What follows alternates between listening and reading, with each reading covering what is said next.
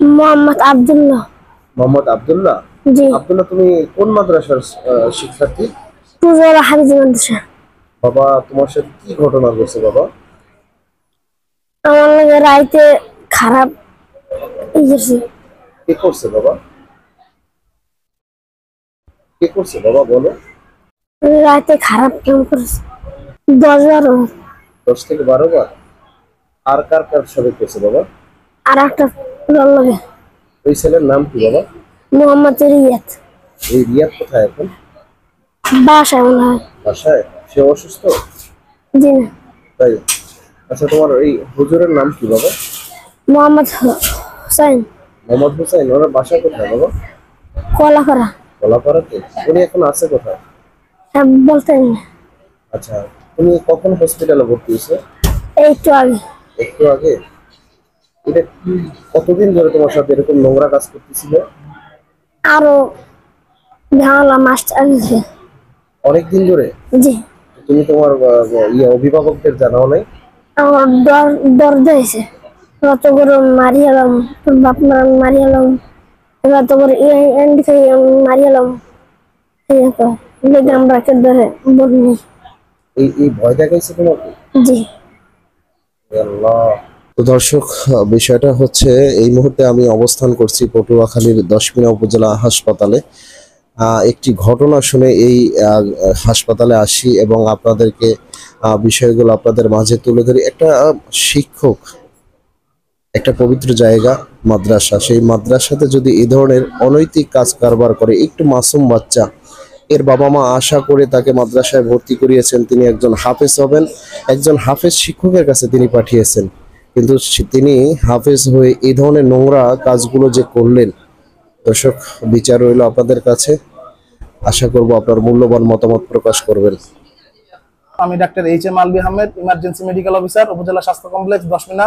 আজকে সকালে ইমার্জেন্সিতে দায়িত্বরত অবস্থায় সকাল 10:30 বাজে আব্দুল্লাহ নামক 13 বছর বয়সী একজন মাদ্রাসা ছাত্র তীব্র পেট ব্যথা নিয়ে আমাদের হাসপাতালে ভর্তি হয় এবং নিয়ম অনুযায়ী আমরা তাকে ভর্তি করে চিকিৎসা প্রদান করতেছি।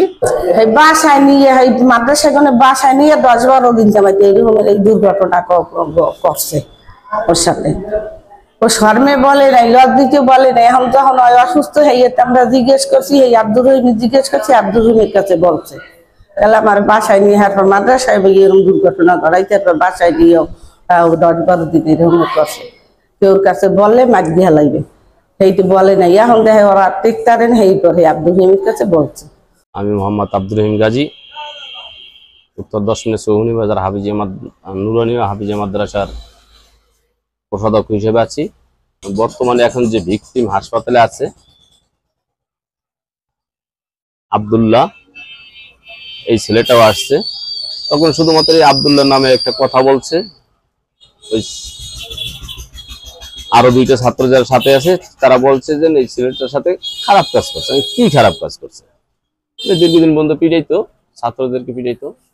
তখন আমি তাদেরকে শিক্ষককে আমি বলছি যে আপনারা এভাবে ওই তার মানে তার দিয়ে পিঠাইতো। এই জন্য তাকে অনেকবার আমি মানা করছি যে এটা করেন না, আপনি একজন শিক্ষক মানুষ, এটা বেআইনি। তারপর সে আমার কথা শুনিনি।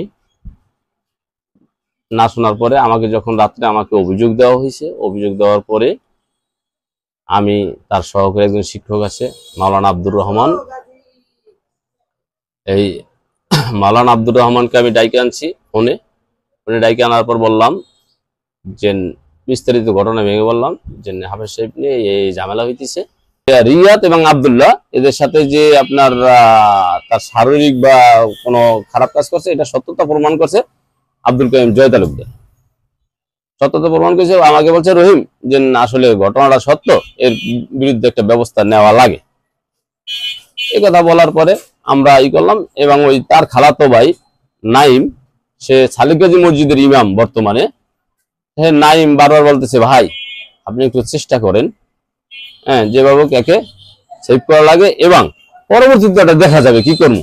আমি তো এখানে আছি, আমি এর সুষ্ঠু বিচার চাইতেছি, 100% বিচার চাইতেছি। এবং ওই ছেলেটা ওখান থেকে সে বাসায় গেছে, তাকে বলা হয়েছে যে আপনি এই মুহূর্তে চলে যান, যেভাবে হোক আমরা দেখতেছি। তাকে ওখানে দিয়ে তাকে বাসায় পাঠানো হয়েছে।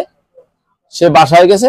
বাসায় যাওয়ার পরে সে তাকে আবার পরে ফোন দিয়েছে যে আপনি আসেন, আসলে সত্যমিতে যাচাই হবে, এখানে সবাই বসছি, আপনি আসেন। 15 মিনিট সময় পেয়েছে হাতে, 15 মিনিটে তার স্ত্রী সহ সে পালাই গেছে। তার মালামাল সব, তার বাসা সব আছে এখানে, বাসায় সব মালামাল রয়ে গেছে অলরেডি। হয়েছে আমাদের এই মাদ্রাসা দীর্ঘদিন পর্যন্ত সুনামের সহিত চলতেছে। আমরা চাচ্ছি একজন হাফেজ দ্বারা এই মাদ্রাসার সকল ছাত্র এবং তারা একটা সঠিক পথ নিদর্শন শিখবে এবং একজন হাফেজ হবে, তার মাধ্যমে আমরা ইসলামিক দৃষ্টিকোণ থেকে তাদেরকে অনেক সম্মানও করি এবং যাতে আমাদের প্রতিষ্ঠানের সম্মান ক্ষুণ্ণ না হয় এই বিষয়টা আমরা দেখেছিলাম। কিন্তু এরকম হাফেজ দ্বারা যে এই যে ঘটনাগুলো ঘটছে এর তীব্র নিন্দা জানাই, যাতে এরকম দৃষ্টান্তমূলক শাস্তি হবে, এরকম কোনো ঘটনা যেন আর ভবিষ্যতে না ঘটে। আমি চাই এর বিচার, এবং বিচারটা যেন সঠিকভাবেই হয় আইনি প্রক্রিয়ায়।